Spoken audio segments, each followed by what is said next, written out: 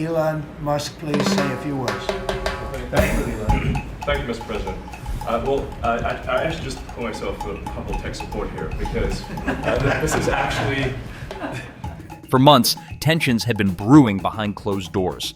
Elon Musk, once an outsider in Washington, had become one of Donald Trump's most powerful allies, and increasingly, one of his most unpredictable liabilities. His $250 million campaign spending helped propel Trump back into the White House, securing him a level of access that no billionaire had enjoyed before. But with that influence came unchecked authority, and Musk wielded it like a wrecking ball.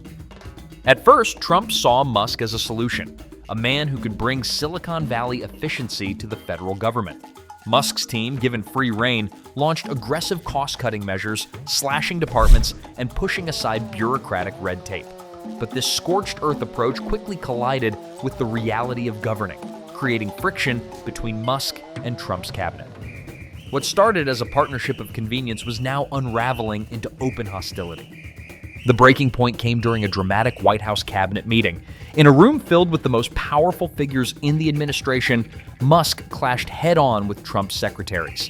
Heated exchanges, public humiliations, and raw power struggles spilled out into the open, forcing Trump to step in and reassert control. This was more than just a policy dispute.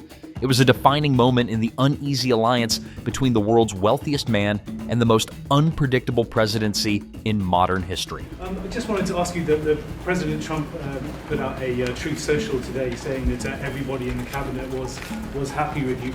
I just wondered if you had heard otherwise, and if you had heard anything about members of the cabinet who weren't happy with the way things were going, and if so, what are you doing to address those any dissatisfaction?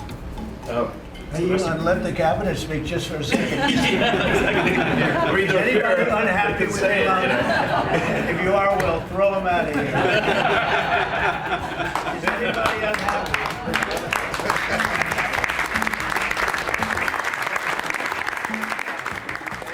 In the short time that I've been here in Washington, nothing has frustrated me more than false choices like the one the president laid out tonight. The choice isn't just between big government or big business. What we need is an accountable, efficient, and effective government. You know, I think it's just important to remember that the economy moves in cycles. And we've had a very long period of upcycle. The next 12 months will be, I think... Elon Musk's influence in Washington didn't happen overnight. For years, he had built an empire on disrupting industries, from electric cars to space travel, artificial intelligence to social media. But his ambitions stretched far beyond business. Musk wanted power, real power. By the time Trump launched his 2024 campaign, Musk saw an opportunity. His donation of over $250 million to Trump's super PAC wasn't just a show of support, it was an investment. In return, Musk was given unprecedented influence over government policy, particularly in areas where he had a direct business interest: space exploration, infrastructure, AI regulation, and military contracts.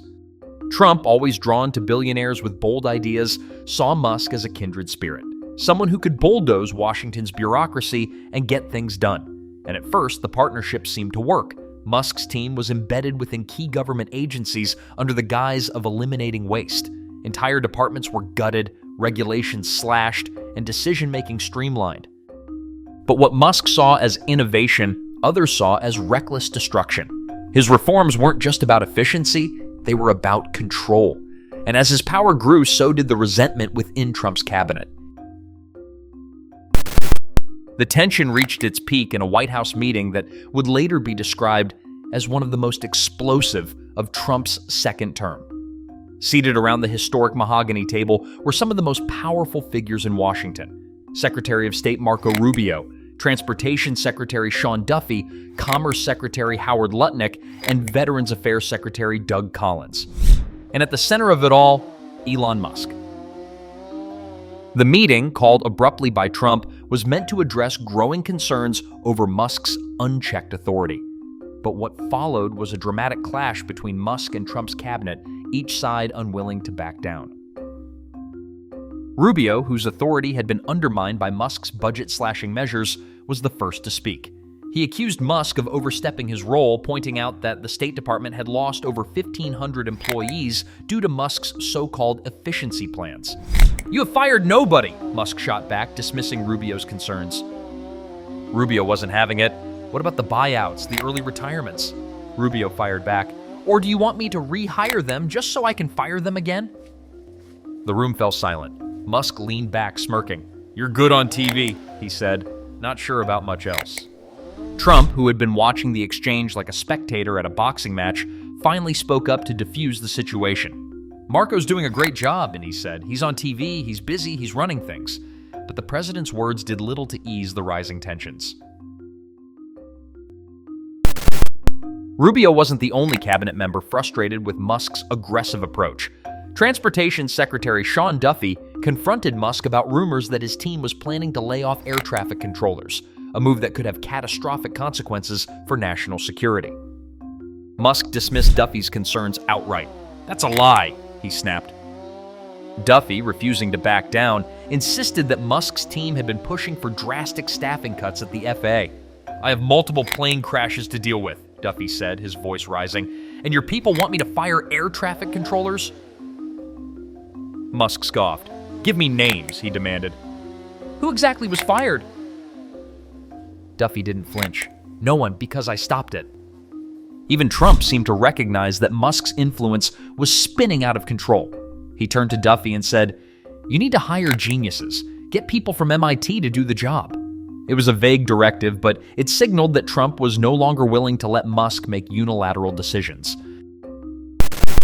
The most politically sensitive moment came when Veterans Affairs Secretary Doug Collins spoke. Musk's cost-cutting measures were threatening to gut the VA, an institution that served millions of veterans, a core part of Trump's base. Collins warned that Musk's approach wasn't just reckless, it was dangerous. "You don't cut a department like this with a hatchet," he said. "You need a scalpel." Surprisingly, Trump agreed. For the first time in months, he pushed back on Musk's influence. "We're going to be smarter about this," he said. "No more hatchets." The message was clear. Musk's free reign was coming to an end. The cabinet room showdown marked a shift in Musk's role within the Trump administration. While he remained a powerful force, his ability to dictate policy was now restrained. Trump, ever the pragmatist, recognized that Musk's unchecked influence was becoming a political liability. In the days following the meeting, Musk publicly downplayed the tensions, calling the discussion very productive. But privately, sources reported that he was furious. His team, once untouchable, was now subject to oversight.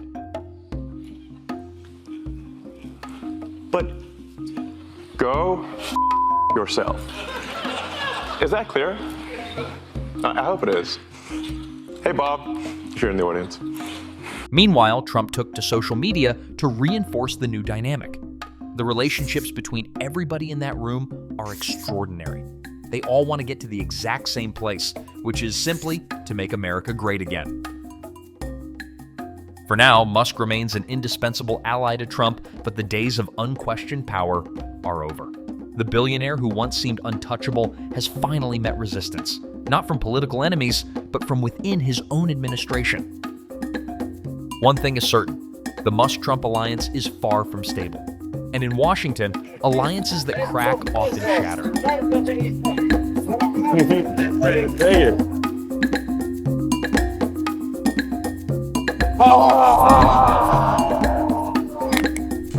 This is the chainsaw for bureaucracy. Chainsaw!